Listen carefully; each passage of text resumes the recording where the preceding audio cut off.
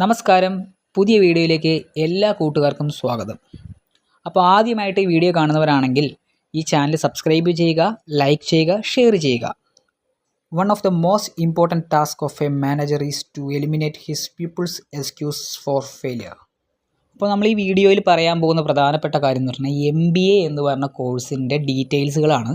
പ്രധാനമായിട്ടും ആർക്കൊക്കെ MBA പഠിക്കാം, എലിജിബിലിറ്റി എന്താണ്, സ്കോപ്പ് എന്താണ്, MBA പഠിച്ചുള്ള ഗുണങ്ങൾ എന്താണ്, MBAയുടെ എൻട്രൻസ് എന്താണ് എന്നിങ്ങനെയുള്ള കുറച്ച് കാര്യങ്ങളാണ്. MBA എന്ന് പറഞ്ഞ കോഴ്സ് എടുക്കേണ്ട പ്രധാന എലിജിബിലിറ്റി എന്ന് പറയുന്നത് degree plus minimum percentage of മാർക്കിന് മുകളിലുള്ള എല്ലാ വിദ്യാർത്ഥികൾക്കും MBA എന്ന് പറയുന്ന മാസ്റ്റർ ഡിഗ്രി കോഴ്സ് എടുക്കാൻ സാധിക്കും എന്നുള്ളതാണ്. ഉദാഹരണത്തിനായിട്ട് BA പഠിച്ചവർക്ക് ഈ കോഴ്സ് എടുക്കാൻ സാധിക്കും, BBA പഠിച്ചവർക്ക് ഈ കോഴ്സ് എടുക്കാൻ സാധിക്കും, BTech പഠിച്ചവർക്ക് എടുക്കാൻ സാധിക്കും, MBBS പഠിച്ചവർക്ക് എടുക്കാൻ സാധിക്കും, BCA പഠിച്ചവർക്ക് എടുക്കാൻ സാധിക്കും. കൊമേഴ്സ് അല്ലാതെ മറ്റ് എനി സ്ട്രീമുകളിൽ നിന്ന് എല്ലാ വിദ്യാർത്ഥികൾക്കും പഠിക്കാൻ സാധിക്കും. ഡിഗ്രി ക്വാളിഫൈഡ് ആയാൽ മാത്രം മതി. MBA അഡ്മിഷൻസ് നേടുന്നതിന് ഒരുപാട് കാര്യങ്ങൾ അറിഞ്ഞിരിക്കേണ്ടതുണ്ട്. ഒന്ന് റെഗുലർ പ്രോഗ്രാമായിട്ട് പഠിക്കാൻ സാധിക്കും, ഒന്ന് ഡിസ്റ്റൻസ് പ്രോഗ്രാമായിട്ട് പഠിക്കാൻ സാധിക്കും. ഇതിൻ്റെ രണ്ടിൻ്റെ ഡീറ്റെയിൽസ് പറഞ്ഞു തരാം. അതുപോലെ തന്നെ MBAയുടെ പ്രധാന എൻട്രൻസ് എക്സാം ആയിട്ടുള്ള CAT, SAT, CMAT, MAT, IBSAT അങ്ങനെ തുടങ്ങിയിരിക്കുന്ന ധാരാളം MBA എൻട്രൻസുകളുണ്ട്. അപ്പോൾ MBA എൻട്രൻസുകൾ എഴുതുന്നത് പ്രീമിയം കാറ്റഗറി ഓഫ് കോളേജുകൾക്ക് വേണ്ടിയിട്ടാണ്. സാധാരണ കോളേജുകൾക്കും ഈ പറയുന്ന MBA എൻട്രൻസുകളുടെ മാനദണ്ഡങ്ങളും മാർക്കുകളുടെ മാനദണ്ഡങ്ങളും സ്പെഷ്യൽ ഇൻ്റർവ്യൂവിൻ്റെയൊക്കെ മാനദണ്ഡത്തിലായിരിക്കും അഡ്മിഷൻസ് നേടാൻ സാധിക്കുന്നത്. ഒരു നെയിം സൈക്കിന് MBA എടുക്കണമെന്നുണ്ടെങ്കിൽ തീർച്ചയായിട്ടും അങ്ങനെ വിചാരിക്കുന്ന വിദ്യാർത്ഥികൾക്ക് ഡിസ്റ്റൻസ് പ്രോഗ്രാമായിട്ട് MBA എടുക്കാൻ സാധിക്കും. പക്ഷേ ഒരു പ്രൊഫഷണലായിട്ട് ഒരു നല്ലൊരു ക്വാളിറ്റിയുള്ളൊരു എഡ്യൂക്കേഷൻ പ്രൊഫഷണൽ ആവാൻ ആഗ്രഹിക്കുന്നവർ എടുക്കേണ്ടത് റെഗുലർ പ്രോഗ്രാമായിട്ട് എടുത്തു കഴിഞ്ഞാൽ അവർക്ക് അതിൻ്റെ ഗുണം കിട്ടത്തുള്ളൂ. അപ്പോൾ റെഗുലറായിട്ട് MBA പഠിക്കാൻ ഉദ്ദേശിക്കുന്ന വിദ്യാർത്ഥികളുടെ ഉള്ളിലുള്ള സ്കില്ലുകൾ ഡെവലപ്മെൻറ്റ് ചെയ്യാനും അതുപോലെ തന്നെ പുതിയ സ്കില്ലുകൾ ക്രിയേറ്റ് ചെയ്യാനുമുള്ള ഒരു കാര്യങ്ങൾ ഇതിൻ്റെ അകത്തുനിന്ന് കിട്ടുന്നു എന്നുള്ളതാണ്. ഉദാഹരണത്തിനായിട്ട് ഒരു വലിയൊരു മൾട്ടിനാഷണൽ കമ്പനി തന്നെ എക്സാമ്പിൾ എടുക്കുക.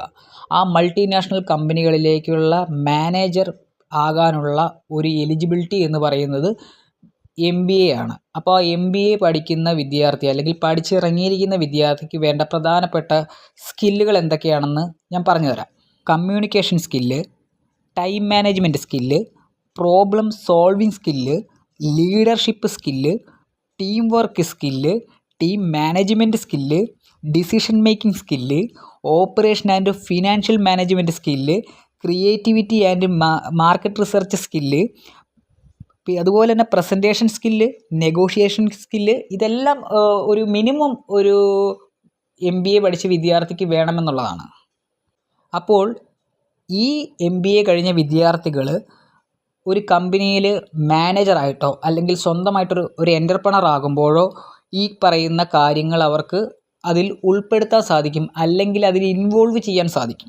MBAയുടെ സ്പെഷ്യലൈസേഷൻസ് എന്ന് പറയുമ്പോൾ തന്നെ finance, marketing, HR, hospital administration, international business, rural management, business analytics, അങ്ങനെ ധാരാളം സ്പെഷ്യലൈസേഷൻസുകൾ ഉണ്ട്. പല കോളേജിലും ഡ്യുവൽ സ്പെഷ്യലൈസേഷൻസ് ഒക്കെ ആയിട്ടാണ് വിദ്യാർത്ഥികളെ MBA പഠിപ്പിക്കുന്നത് എന്നുള്ളതാണ്. ഈ സ്പെഷ്യലൈസേഷൻ എന്ന് പറയുന്നതും എലക്റ്റീവ് എന്ന് പറയുന്നതും സെയിം തന്നെയാണ്. ഒരു വിദ്യാർത്ഥി ഒരു ഏതെങ്കിലും സ്പെഷ്യലൈസേഷൻസ് എടുത്ത് MBA പഠിക്കുമ്പോൾ പ്രധാനമായിട്ടും സെക്കൻഡ് ഓർ തേർഡ് സെമസ്റ്ററിലായിരിക്കും ആ പറയുന്ന എലക്റ്റീവ് സബ്ജക്ട്സുകൾ കയറി വരുന്നത്. ബാക്കി വരുന്ന എല്ലാ സബ്ജക്റ്റുകളും ഓൾമോസ്റ്റ് സെയിം തന്നെയാണ്. അപ്പോൾ അതിൻ്റെ അകത്ത് ഒരു അക്കൗണ്ടിങ് സബ്ജക്റ്റ് ഉണ്ട്, മാനേജ്മെൻറ്റ് സബ്ജക്റ്റ് ഉണ്ട്, തിയറി സബ്ജക്റ്റുകൾ, പ്രാക്ടിക്കൽ സബ്ജക്റ്റുകൾ, അതുപോലെ തന്നെ പ്രോബ്ലം സബ്ജക്റ്റുകൾ, ഇതെല്ലാം കൂടി അടങ്ങിയിരിക്കുന്ന ഒരു പേപ്പറാണ് MBA എന്ന് പറയുന്നത്. അപ്പോൾ നിങ്ങളൊരു MBA പ്രൊഫഷണൽ ആകുമ്പോഴുള്ള ഒരു പ്രധാന ഗുണം എന്താണെന്ന് പറഞ്ഞു തരാം. എല്ലാ വിദ്യാർത്ഥികളും പഠിക്കുന്നത് നല്ലൊരു കരിയർ ബിൽഡപ്പ് ചെയ്യാൻ വേണ്ടിയിട്ടാണ്.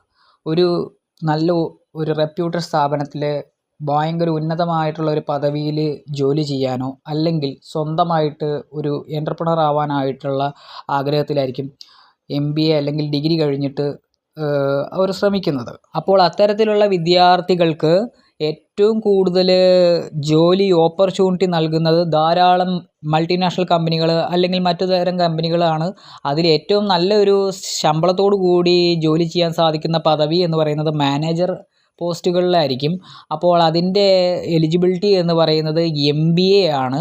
അപ്പോൾ MBAക്കകത്ത് തന്നെ ധാരാളം കാറ്റഗറി ഓഫ് അല്ലെങ്കിൽ സ്പെഷ്യലൈസേഷൻസിൽ പഠിക്കുന്ന വിദ്യാർത്ഥികൾക്ക് ഇപ്പോൾ ഏതെങ്കിലും ഒരു ഉദാഹരണത്തിന് ഏതെങ്കിലും ഒരു കമ്പനി എടുത്തു കഴിഞ്ഞാൽ ആ കമ്പനിയിൽ HR മാനേജറായിട്ട് വേക്കൻസി വരുമ്പോൾ HR എടുത്തവർക്കും അല്ലാത്തവർക്കും അത് പങ്കെടുക്കാൻ സാധിക്കും. മാർക്കറ്റിങ്ങിലേക്ക് വേക്കൻസി ഉണ്ടാവും, ഫിനാൻസിലേക്ക് വേക്കൻസി ഉണ്ടാവും.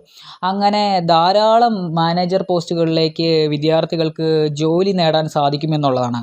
ഒരു നോർമൽ ഡിഗ്രിയേക്കാളും എന്തുകൊണ്ടും മാസ്റ്റർ ഡിഗ്രി പ്രോഗ്രാമായിട്ടുള്ള MBA പഠിച്ചവർക്ക് തീർച്ചയായിട്ടും 100% പ്ലേസ്മെൻറ്റും കിട്ടും. അതുപോലെ തന്നെ അവർക്ക് വിദേശ രാജ്യങ്ങളിൽ പ്ലേസ്ഡ് ആവാൻ പറ്റുമെന്നുള്ളതാണ്. പല വിദ്യാർത്ഥികളും നോർമൽ ഡിഗ്രി കഴിഞ്ഞതിന് ശേഷം ഏതെങ്കിലും ഒരു ജോലിയിലേക്ക് കടന്നു പോകാനായിട്ട് ചിന്തിക്കുന്നവരുണ്ട്. അവർ അങ്ങനെ പോകുമ്പോൾ അവർക്കൊരു നല്ലൊരു ഉയർന്ന തസ്തികകളിലേക്ക് ജോലിക്ക് അപേക്ഷിക്കാൻ സാധിക്കാതെ വരുന്ന സാഹചര്യം കാണുന്നുണ്ട്. അപ്പോൾ MBA എന്ന് പറയുന്ന മാസ്റ്റർ ഡിഗ്രി റെഗുലർ പ്രോഗ്രാമിൽ റെഗുലറായിട്ട് പഠിച്ചു കഴിഞ്ഞാൽ ആ വിദ്യാർത്ഥികളുടെ കരിയർ എന്തായാലും ഡെവലപ്പ് ആവാൻ സാധിക്കുമെന്നുള്ളതാണ്.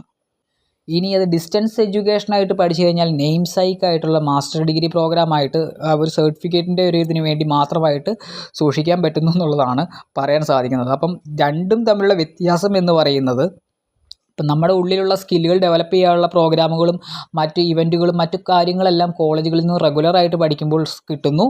ഡിസ്റ്റൻസ് എഡ്യൂക്കേഷനായിട്ട് പഠിക്കുന്ന വിദ്യാർത്ഥികൾക്ക് ഈ പറയുന്ന ഫെസിലിറ്റീസും ഈ പറയുന്ന സ്കിൽ ഡെവലപ്മെൻറ്റ് പ്രോഗ്രാംസും സ്കിൽ ഡെവലപ്മെൻറ്റ് കാര്യങ്ങളൊന്നും കിട്ടുന്നില്ല എന്നുള്ളതാണ് വ്യത്യാസം വരുന്നത്. അപ്പോൾ MBAയുടെ ഡീറ്റെയിൽസ് എല്ലാ കൂട്ടുകാർക്കും മനസ്സിലായെന്ന് വിശ്വസിക്കുന്നു.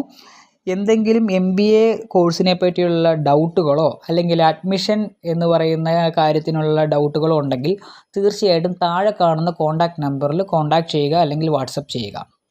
Thank you.